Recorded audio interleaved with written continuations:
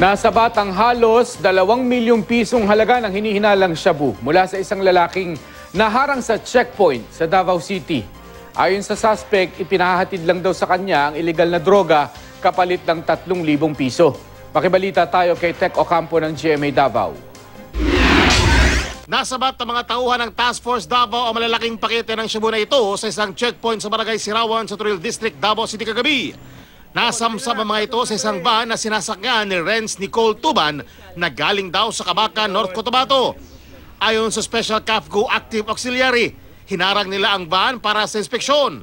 Bumaba raw si Tuban ng sasakyan at sinabing magbabanyo lang. May bitbit siyang bag. Nang tanungin daw si Tuban kung ano ang laman ng bag, doon na raw nagduda ang mga otoridad dahil sa naging reaksyon ni Tuban. Ayaw niya naman ipahawakan sa akin yung bag niya. Sabi ko, sige, buksan mo lang yung bag mo.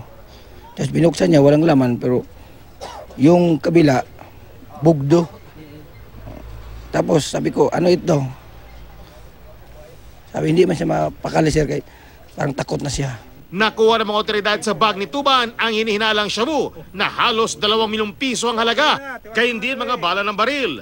Git ni Tuban, ipinahatid lang daw sa kanya sa isang mall ang illegal na droga. Dati nagagamit ko na, pero karon wala na. Pag maabot na siya sa nagsugo sa kuha, hatagan ko na 3,000 per biyahe. First biyahe na ko ni.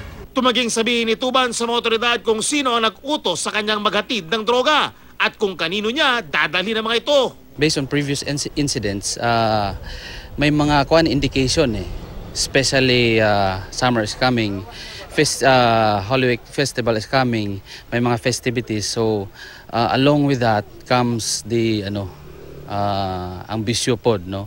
Bukod sa paglabag sa Comprehensive Dangerous Drugs Act, maharap din sa reklamong pagdadala ng mga bala si Tuban. Tech Ocampo, Nagbabalita, Pilipinas.